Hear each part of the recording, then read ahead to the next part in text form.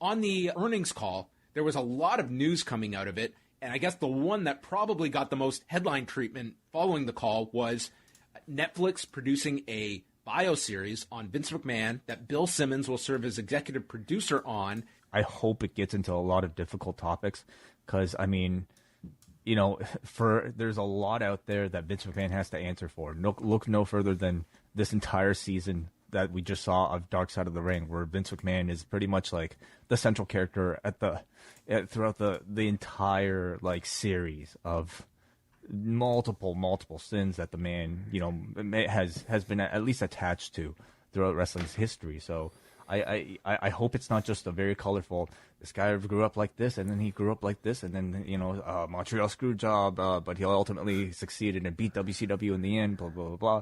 I hope they get into a bit more of the weeds, you know, and offer a bit more of a, you know, kind of unauthorized, maybe, well, authorized, but also unbiased look at the man. But I also think, like, you have Netflix, you have Bill Simmons, you have this director of the Fyre Fest, who I think have their own credibility to uphold. Yep. Very much so. So, I mean, there might be some contention, and I hope ultimately, like, Vince, you know, is the type of person who would be able to say, do what you want. You know, at least in this case, you know, I hope he's just like there to watch the final product and doesn't get too involved in what you can or can't talk about. This cannot just be the Vince McMahon DVD they put out years ago. That was comical. We should maybe rewatch that at some point as a primer for this documentary series before it comes out.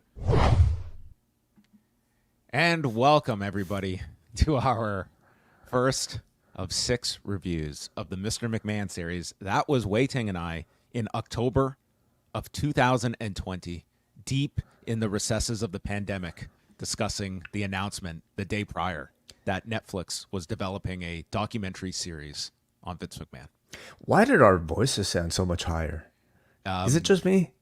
I'll blame some of it on maybe just audio deterioration over the last 4 years, and the fact that we were young and spry at the age of 36. I think when that clip would have been we were in our young wild days of our mid-30s. Way we just hit puberty about 5 months ago. Yeah, thank you. What a surprise, John. You always no mention of playing these clips. You just kind of launched them, and thank you. I now I have like a bit of a framework to sort of assess these episodes with. I mean, I listened back to that, and it was like a 5-minute discussion we had. And I do say when I go back and listen to these, like, you're pretty prophetic when it comes to like you kind of like you could have said that 2 weeks ago, and it would have been in line with sort of all the questions we had going into this series. And the fact is, you were talking about other Vince scandals because this preceded by a year and a half the Wall Street Journal's first reports and such. But it's not like this guy had this pristine image pre 2022. Oh no, and I'm sure like the producers of this documentary were entering its production at that point in time with a similar mindset. But yeah, I mean, like many people, I think even up until earlier this month, John, like we probably all had questions about the level of, I suppose, criticism that this documentary and this entire project would have had on Vince McMahon. So tell me how you, what you have watched up until this point. This is our first review. We're going to be doing daily releases of each episode of the Mr. McMahon series. This one is free for everybody, but episodes 2 through 6 will be reviewed at postwrestlingcafe.com, where your $6 gets you a month of access and all of our reviews of Mr. McMahon. But have you watched the entire series by this point or no? Yes, I have. Yes, I have, John. So I've watched the episodes we're about to review here, or at least in this bulk taping session for you and I, John. I've watched them twice now. The latter half I have to watch a second time. Yeah. Okay.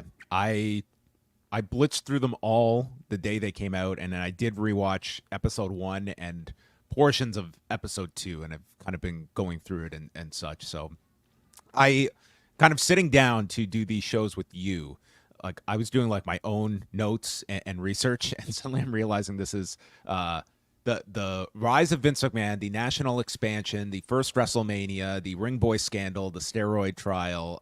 There's a lot, and I think that kind of just gives you a sense of what they had to cover here in these first 3 hours that we're going to be discussing over kind of the first half of these reviews. But I guess, what were your just like initial thoughts when you sit down and one of the first things you hear is this? I wish I could tell you the real stories. Holy shit. Give us one. No. Why? That's why I'm saying I don't want to tell you these stories. I'll give you enough that it's semi-interesting. I don't want anybody to really know me. Dramatic. Yeah. So this is going to be the half tell-all of Vince McMahon. So I was prepared for that clip because I believe through the Men's Journal review that came out before the documentary's release, I was like, the thesis of that particular review seemed to be that this is a series where Vince is very he's not that willing of a participant to reveal that much about himself. So I kind of came into the series like almost expecting that. So it's not great. You never want to start a documentary off by basically revealing that the subject that you're about to listen to for the next 6 hours isn't going to be completely honest and truthful. But I do wonder like why so much of I think what we see here, I do think about from the perspective of the producers and why they decided to include certain clips and why they would have decided to put that particular clip on. And I suppose it's there to show you that this is a guy who's very guarded about his own identity, and what sort of insights can we gain from just that fact. All of the lead up to this, a lot had been said about when this began. Vince McMahon pushed for this, and he wanted a real documentary. That he had told them, I want this warts and all. This again preceded all of the scandals and such. He did no interviews after June 2022, but when Bill Simmons and David Shoemaker were doing their sort of post-mortem on the process, one of the things brought up by David Shoemaker was, he was gung-ho about this documentary process, but I don't know if he knew what it meant to be entering a documentary, like what this was for Vince McMahon, and if he truly understood what this was going to be, what this process was going to be. Like just the idea of, I'm not comfortable speaking about myself, and I'll give you enough entertaining stories. Like what did he think this was going to be, that he was going to be giving a lot of his time to, and in theory being an open book? Maybe we should just start off talking about that, the timing of this project and why Vince McMahon himself would decide at this point in time to commission it, or at least 2020. Yeah, I think 2019 was when it was first began the process, and October 2020 is the first public announcement of it. Nick Khan announces on an earnings call they're working with Bill Simmons, with Chris Smith, and WWE Studios, he notes, at that time. And it would be a massive budget that Netflix would be putting into this, multi-part series, and later, like, Nick Khan would brag about seeing some of the early footage that's going to blow people away. Like, they were extremely, like, this was going to be the definitive documentary series for WWE in terms of its most recognizable figure being profiled to this degree. And let's remember the timing too. This announcement comes just after The Last Dance comes out. So everyone has this idea of prestige documentary filmmaking in their rearview mirror. And if you're going to select the subject in WWE, Vince McMahon, if you can get an authentic or close to it version, it's compelling programming. Do we know who proposed the idea first? Was it Vince going to Bill Simmons, or was it Bill Simmons suggesting it to Vince? I don't know who was the first to contact who. So nonetheless, why do you think Vince would agree to this project then? Number one, I think that there was, I'm sure like Netflix was willing to spend a lot on this, and I don't know if Vince McMahon really was looking at this in terms of some kind of legacy-defining piece or having his story out. I think he just saw it as a branding exercise. Like, I think that was probably what it came down to, but I don't know if he truly. And let's remember when this starts, like WWE is involved in this. Like, this is not like I'm just like giving up the reins of power here. You do as you would like. Like, they were going to have their involvement in this whole thing, and over time that would eliminate. So I think this is somebody that looks at the.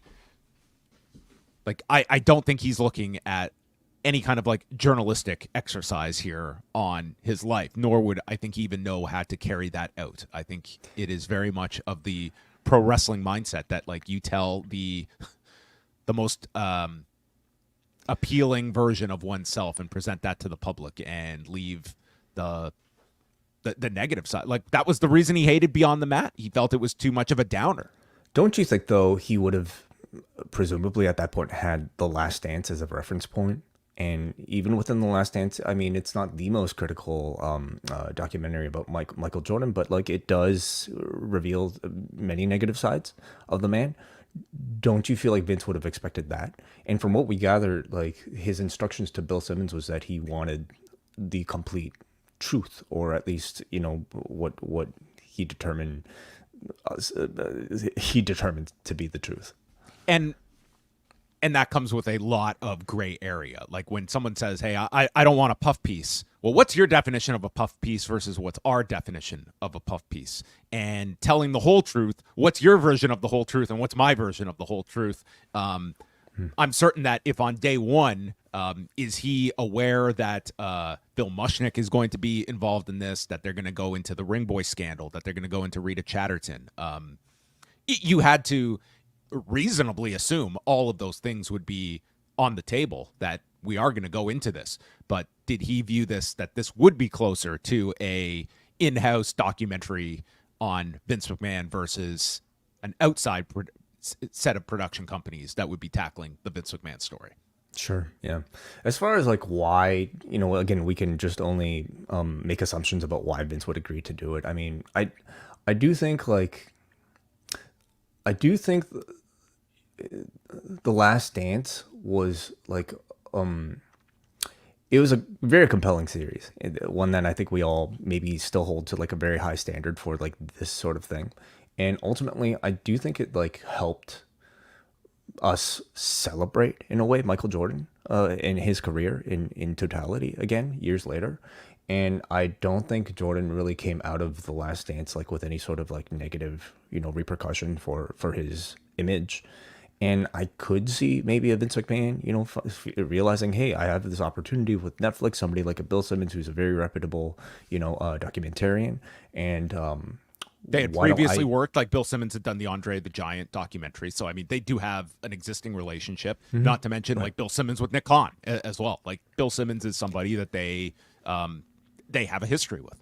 Andre Doc might actually be a better reference point for maybe what his expectations might have been for something like this, you know? Maybe taking this opportunity, hey, I have all these things. My career is very likely, you know, sort of like at its tail end. And therefore, let's use the opportunity to just kind of cash in. And maybe if people want to celebrate my life, then, oh, okay, this is it. There's also the idea that, I mean, he brings it up in the documentary, the idea that when negative things occur, you put them in the past and you move forward. And I believe like that is his mentality, that as he's sitting down and he's talking about whether it's the steroid trial, whether it's Rita Chatterton, the Ring Boy scandal, all these things are in the recesses of his mind and he has moved on from them. It's like, I've beaten those issues. So then when a new controversy hits, boom, he's done doing interviews. Like, this is now in the periphery, and it's not something that I have escaped or moved on from. It's something that is I'm facing instead of looking back on. And perhaps that is, you know, into the psyche of Vince McMahon, that he'll talk about things that are in the past because I have, in my mind, won against all those controversies. I have come out on top of all of those. I have not faced those repercussions and have no need to have to run from them. Whereas, you know, as soon as that first Wall Street Journal story hits, Like that's the end of Vince McMahon's participation in this documentary series, and sends this thing into a spiral for multiple years. Because how do you, as Netflix, release this series without covering this, and you don't have participation from so many of the key people you've spoken to, and the reliance is on your reporters that are the talking heads here. And one interview we see of Bruce Pritchard post 2022 in days before the Grant suit is dropped. Yeah, and some of the Meltzer interview as well. The media interviews were the ones done after that you have to kind of put everything together. Yeah. But I think that's a major point in that we have to keep in mind when discussing this entire series is just the fact that it was changing so much, during its own production, and almost entirely as these scandals, or at least these allegations, came out. And I do think it's evident in the product, in that in the final product, in that it kind of presents itself as one thing, but then kind of gives you something else throughout. So let's just kind of keep that in mind as we discuss the rest of these episodes.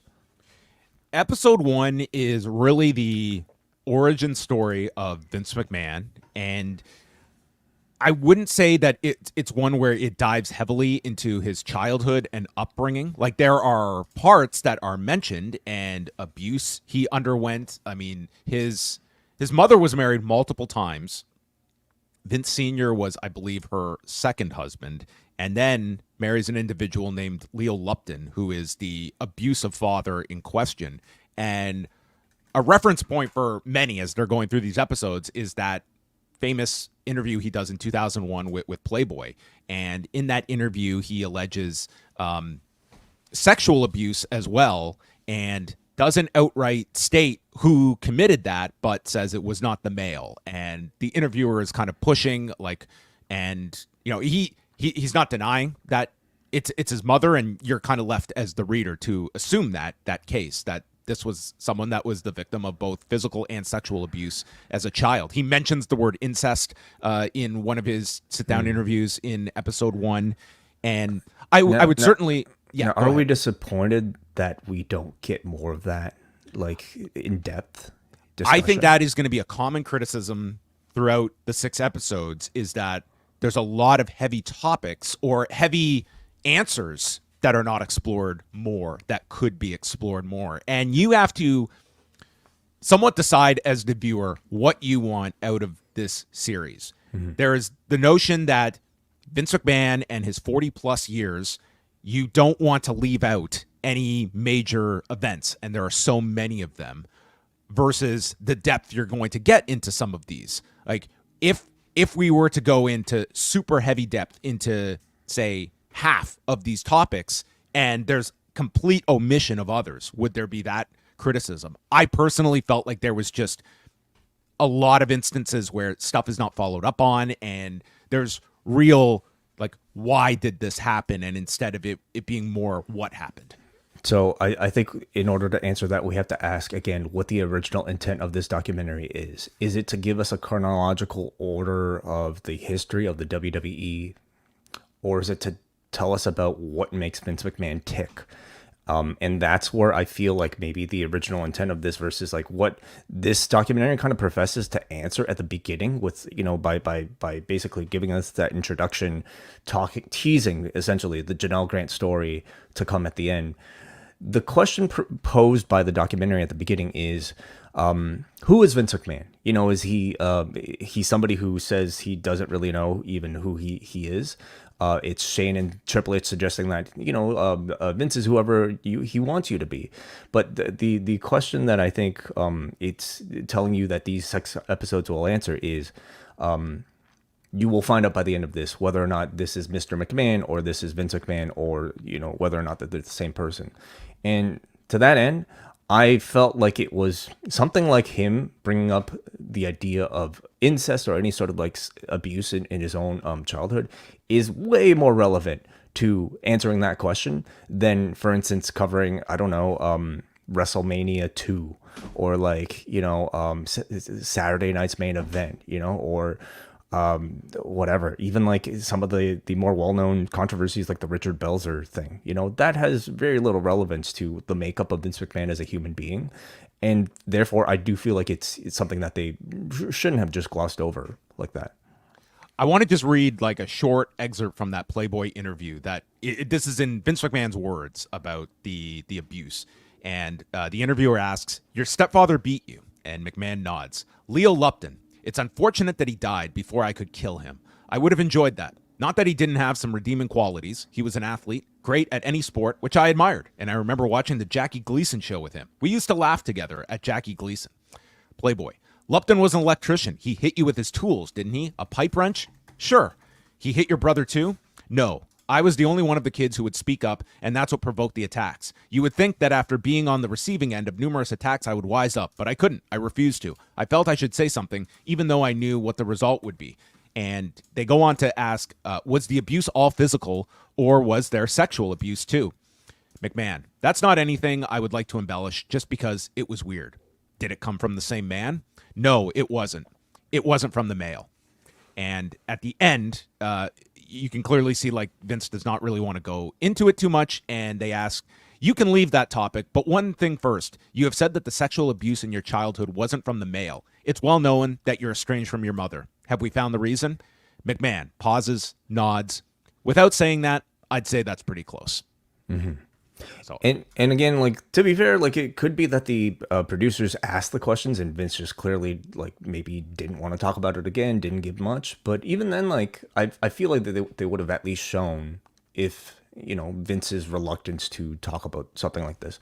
I mean, you hear something like that and you automatically just want a bit more detail, because I think it would probably tell you a whole lot about the rest of this person's life.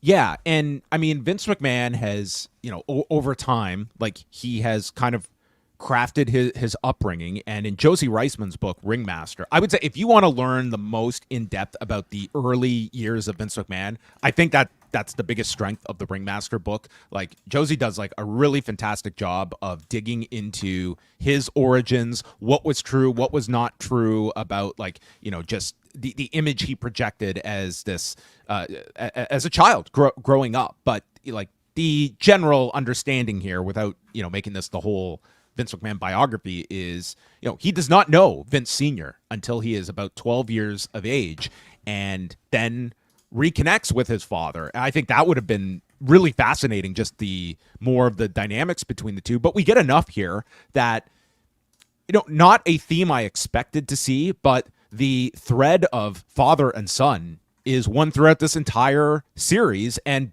spans multiple generations. We see Vince Jr. seeking the approval and love of Vince Sr. We see Shane McMahon seeking the love and approval of Vince Jr. And then we get a scene late in the series of Shane bonding with his 3 children coming out at WrestleMania that almost like breaks this chain of, sons that cannot form that bond with their father. And I think that like that's one of the more understated themes of this entire McMahon legacy, is just like a fracturing of relationships between father and children, really, because we certainly see the Stephanie dynamics in this too, but I think it's more pronounced the Vince Shane. Like it's pretty much out there for you to understand this relationship between their answers and just how they respond to questions about one another, and you get these kind of off the cuff natural responses that certainly indicate a friction. Yeah, even to extend that, it's not just even within his own children, but his entire several roster of people that he employs, that several look to him as a father figure, and you wonder what the basis of those relationships are. Not just from the perspective of the performers, but from Vince McMahon himself. And now that he's in this position to control so much, is he in some way, does he enjoy being a father figure to so many other people? He's certainly effective at doing it. So, yeah, these are all things that I wish maybe he could have spoken a little bit more about, and I wish the documentary maybe spoke a little bit more about. Now, I agree. I think the most interesting stuff in all of this is hearing him speak about his relationship with his dad and wanting his dad to say, "I'm proud of you," and how, at what, 2 days before his father's death, The day before, or day the before. the day before his dad's death, he's on his deathbed, and literally, again, this is going back to the Playboy interview, and I think this kind of summarizes what we're discussing here. He explains how his dad was dying of cancer. I went to the hospital and I kissed him. I've always been demonstrative. If I don't like you, I'll tell you. And if I love you, male or female, I'll hug you and say I love you. But my dad was old Irish. The old Irish, for some reason, I don't understand. They don't show affection. That's not how I live my life. It's certainly not the way that my kids, Shane and Stephanie, were brought up. I don't know how many times a day I tell them I love them. But my dad, no, he never said it. Maybe he would say something complimentary about me to somebody else, but not to my face. That time in the hospital, I kissed him and said I loved him. He didn't like to be kissed, but I took advantage of him. Then I started to go. I hadn't quite gotten through the door when I heard him, I love you, Vinny. He didn't just say it. He yelled it. Wow. Okay. Interesting. Which that would have been the recreated scene on Dark Side of the Ring of like this man on his deathbed getting up and screaming, I love you. Let's also there's also the detail Vince revealed about how he never spoke to his father about why his father wasn't around to raise him. They never got into that conversation, and as far as we know, Vince doesn't necessarily know the answer to this day. So like, think about that, think about growing up not knowing why your father wasn't around and never even choosing to broach the subject with him And while he being was left alive. in a horrific situation. Like it's like he's the victim of abuse. Listen, there's a lot you can get into, and I mean we'll hear from Paul Heyman throughout our reviews, but Again, I wish the documentary spent more time on this. Like, look at how much we're choosing to focus on versus, the birth of WrestleMania 1, for instance.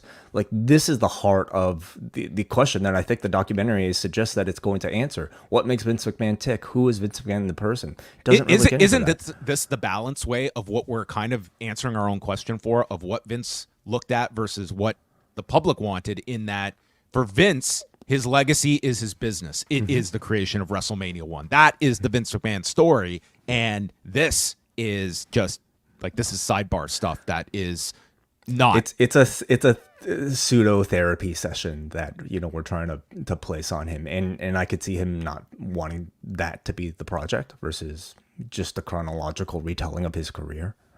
Yeah. And it just, over time, when you're watching this with the perspective of everything that has come out and analyzing Vince McMahon as somebody that certainly strikes you from even later when he is very dismissive of concussion awareness, when you heard him in the whole like Janelle Grant issue with Dr. Carlin Colker about seeking I'm paraphrasing, seeking therapy, and Vince McMahon just dismissing therapy. Like, this is somebody that has a lot of these outdated, very masculine views of science, of mental health, and somebody that clearly, I mean, grew up in what sounds like a horrific environment, and that does not excuse your own behavior, but it definitely informs you of this individual that this, in some ways,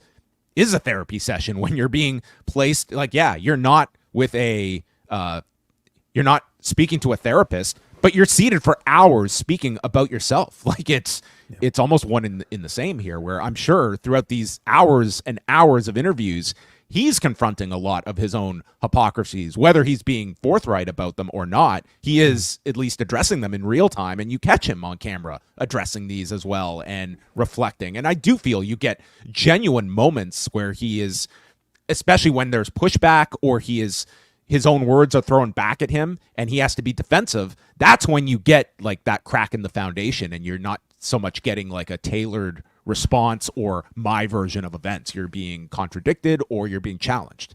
So let's speak a little bit about maybe as Vince presented, or at least the documentary presented, the chronology of Vince's career. This episode focuses on the obviously him taking over for his father. Were there any notable points of the way that they told that story that stuck out to you?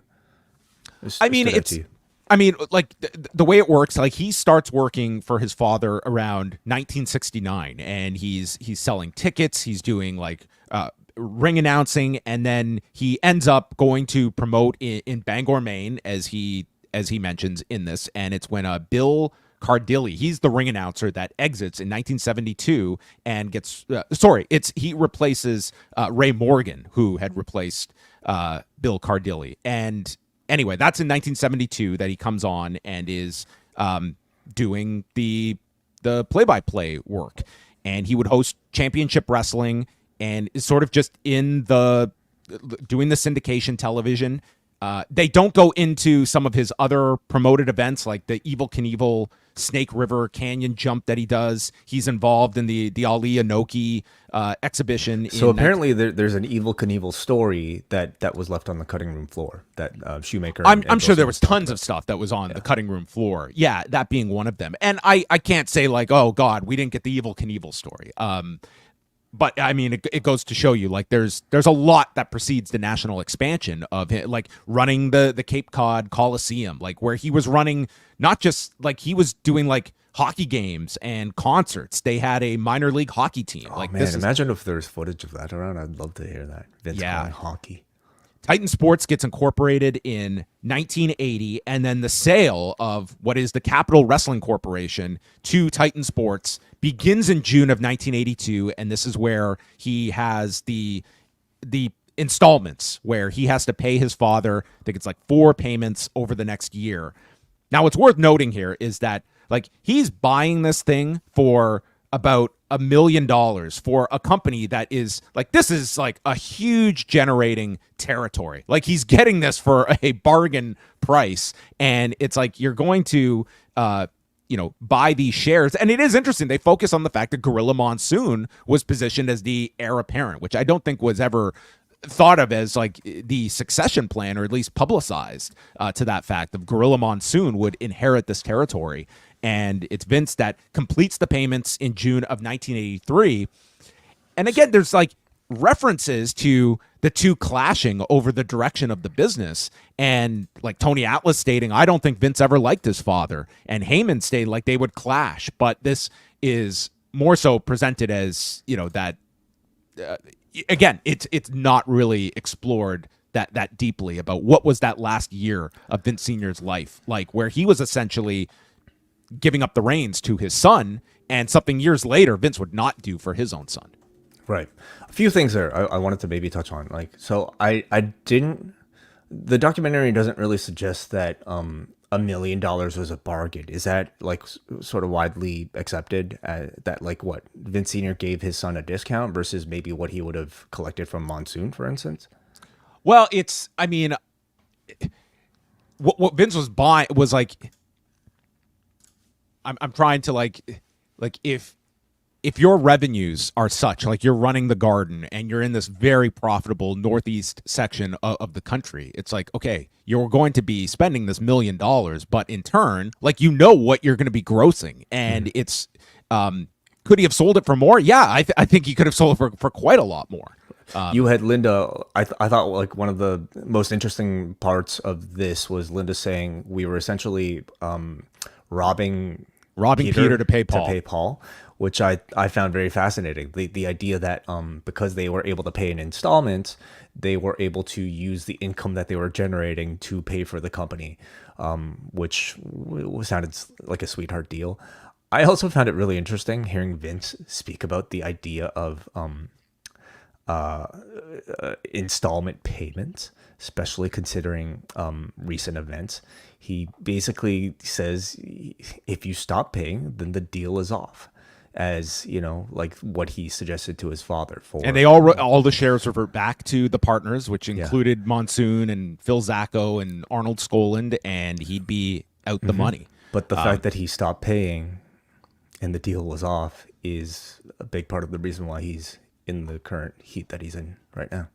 Yeah. And like Vince and Linda, like they do declare bankruptcy in 1976, right before the Muhammad Ali, Antonio Inoki fight / match. But just to get an idea here, like this is from Josie Reisman's book, like the gross income, just the gross income for WWF in 1984 was $29.5 million. That was the gross income for the company, which is a year and a half after Vince McMahon assumes control and takes over. And like it's a heavy, like the national expansion, they certainly do exhaust their resources because they are going into a lot of territories. They're buying up television slots to get to replace the incumbents in a lot of these territories, where if there was an existing promoter, they would say, hey, we'll pay for your television time. They were on WOR TV in New York, which was not cheap. There was a ton that they were spending in the lead up to WrestleMania, and they get several key things occur in the lead up to WrestleMania, from the idea that they were working with New Japan, but it was sort of just we'd trade talent, and then they end up charging New Japan and get a huge payment from New Japan for talent. There's also the sale of the time slots back to the WTBS slots that Crockett ends up buying, and they actually come out ahead after spending $750K for them on top of it. But it's positioned here as like the McMahons going all in for this first WrestleMania in 1985 that Vince McMahon came up with on a trip to the Caribbean and brainstormed it while in a Speedo.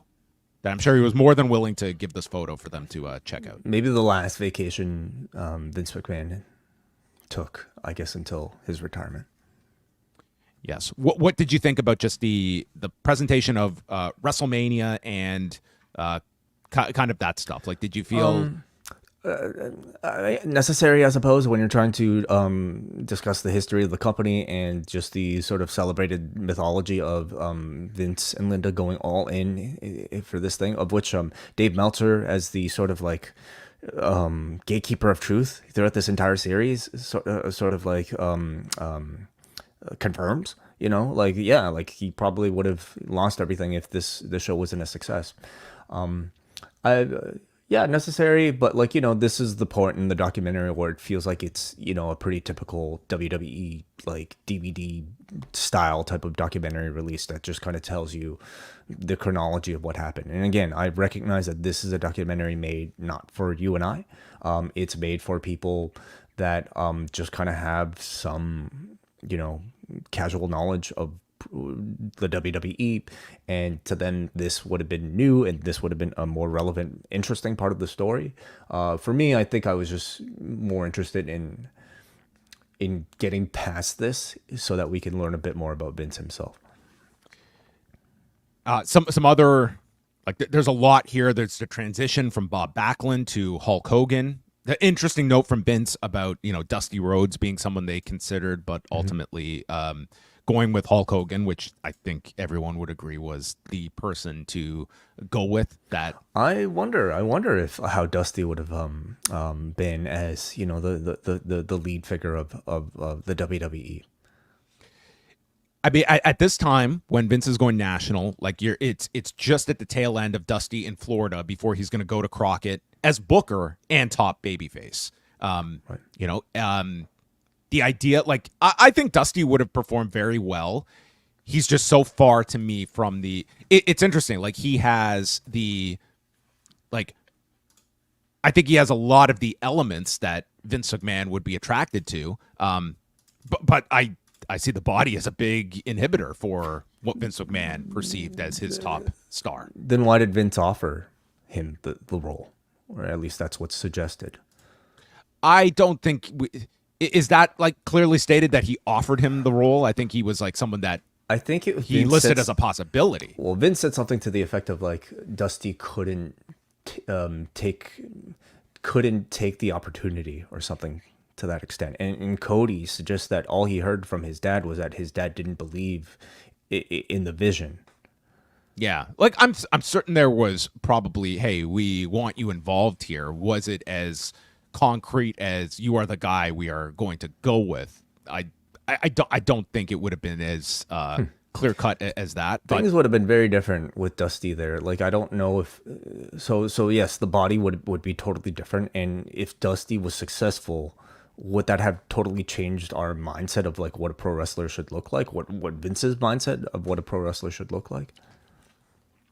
I mean, it's totally different with Dusty in that role, and no Dusty in Crockett for those mid '80s years as well. Not just like on screen, but booking wise on top of it. Like it's a very different industry. If And what story would Cody be finishing if his father already won the championship? The book would have been closed because he would have beaten the Sheik for the title, and that would have been the end of the story, right? Yes.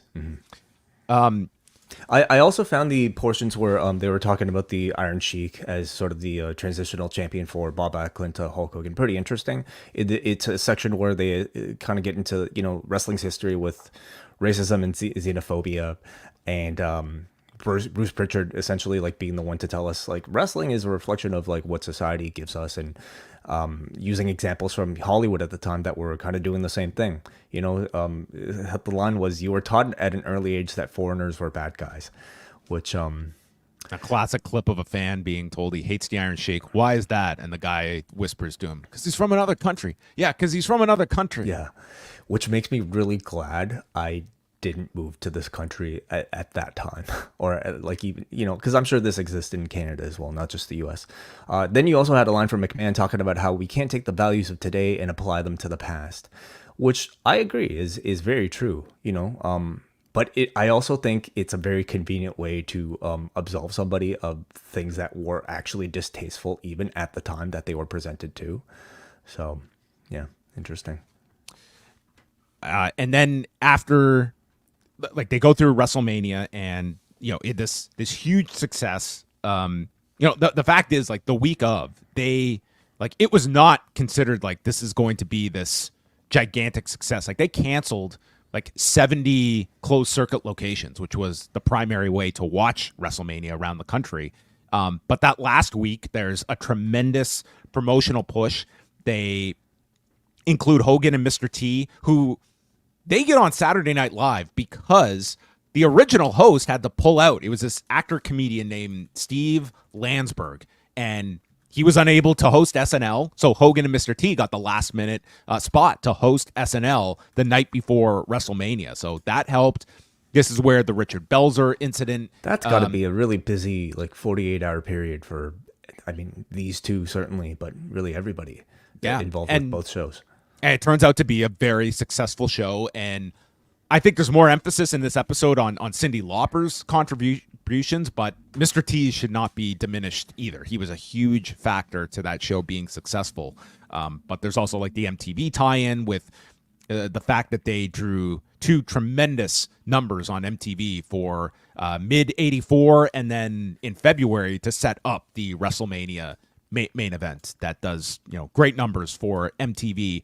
And that's kind of how the first episode ends. It's where the tide is turning. Like, the territory system is still very strong in 1985, but as Meltzer outlines, it's like the war has been won. It's just a lot of these promoters don't realize it. But Crockett is still doing incredible business.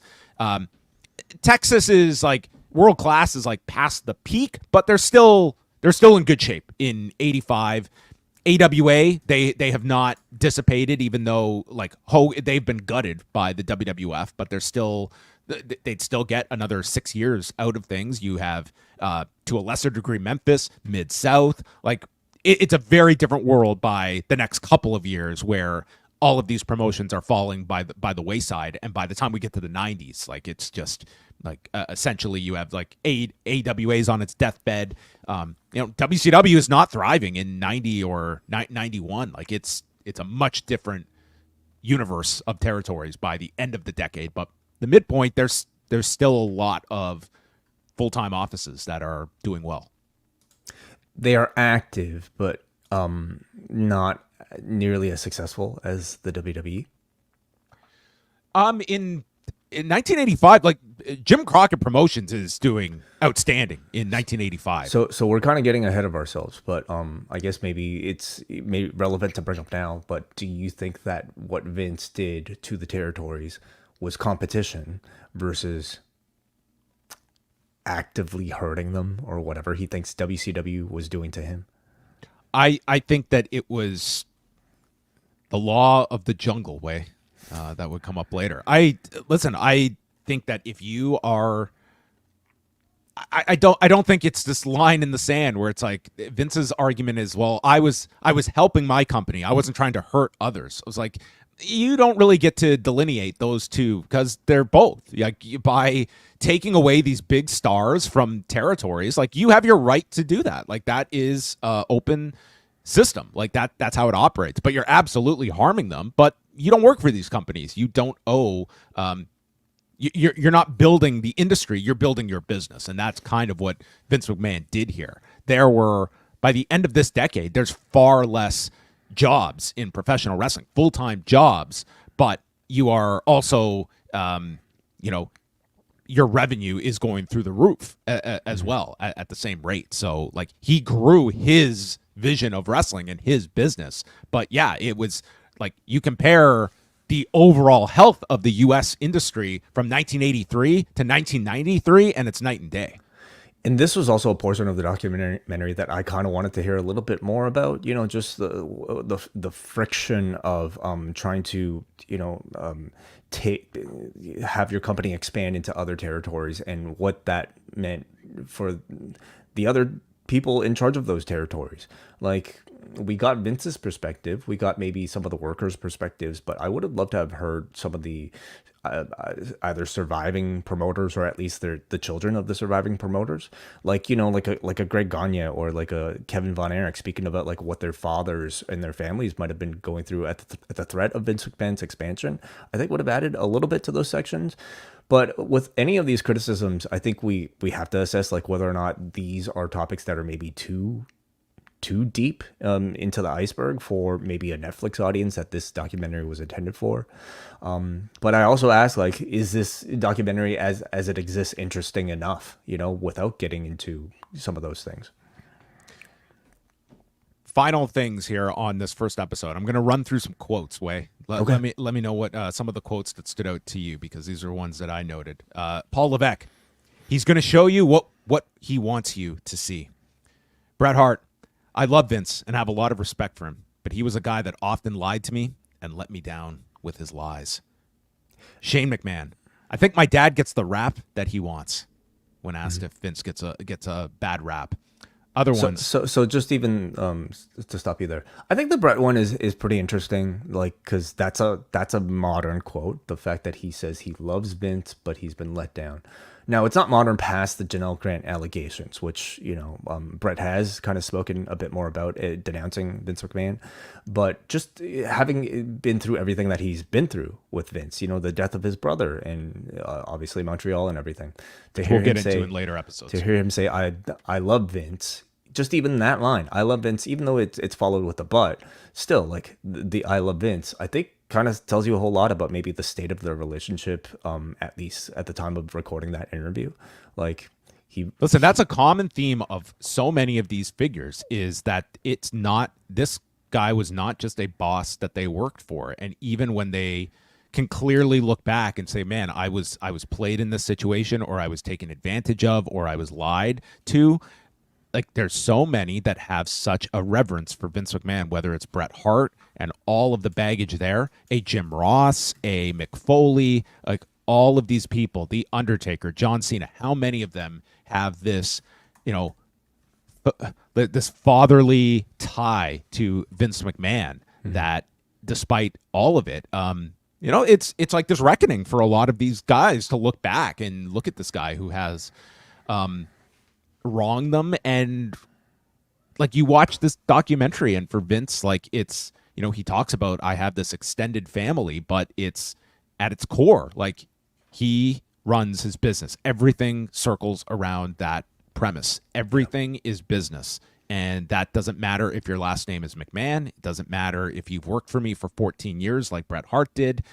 Everything is about the business. That will always trump any personal ties. Yep. That's sort of the running theme of all of this, right? Is the only, like, God you get the sense Vince sort of prays to and bows to is that of business. And again, I think there's some sort of, like, I don't know, altruistic, I guess, feeling we're supposed to have when somebody says, hey, like, it's just business. I'm doing this for the health of the business, which I guess we're supposed to infer as like, for the health of everybody that's attached to my business. I'm providing for their families. That's why I screwed Bret Hart, right? I also think it doesn't say enough about how much it serves him principally the most, you know? Like, it's his way of saying, I'm not being selfish. That's not why I screwed Bret Hart. I did it for the better of everybody else. But he's obviously the one who benefits the most from the health of his own business.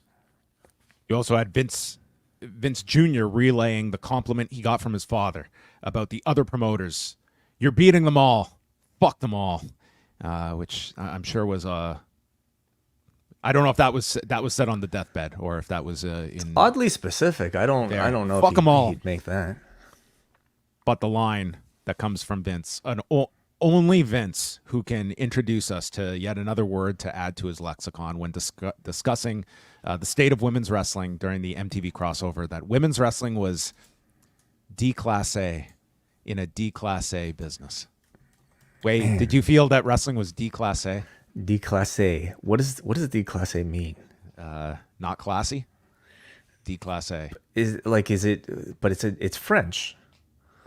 Well, listen, I don't know if I've ever heard D-Class A used. Must have been like a sort of trendy term when Vince was young to use. Yeah, like things of that nature. Yeah, D-Class A. Other Vince-isms, D-Class A. Interesting. I like it. Maybe I'll start using it. Yes. All right. That is episode 1. How did you feel this format went for us, Wai? I need to know for future. It's good. I mean, we I think the purpose of doing this per episode is that allows us to kind of dive deeper into some of the nuances of every single episode. What we felt like was it nuanced enough maybe in these episodes that we want to maybe fill the gaps with. So I thought it was cool. I've got like 8 windows open that I don't want to just be reciting like facts and stuff because my head is going to spin. I want this to be more just sort of a conversation about the episodes. But give us what you feel like the documentary was missing. You know? Yes. So there you go. That's episode 1. We will now pivot to the Post Wrestling Cafe for the remainder of the episodes. At the back end, after episode 6, we're going to dedicate time to your feedback and questions. If you have specific questions about anything that was covered in the doc, not covered in the doc, we'll do our best to answer those at the end. But we'll dedicate time after we have reviewed all 6 episodes, which we will set up a thread in the forum for. But yes, we are back on Saturday, postwrestlingcafe.com, and that is where we will be releasing daily editions of the Double Shot through next week, covering episodes 2 through 6. So we hope you enjoyed this free preview, I guess, or review of episode 1, and we will see you all on the Post Wrestling Cafe.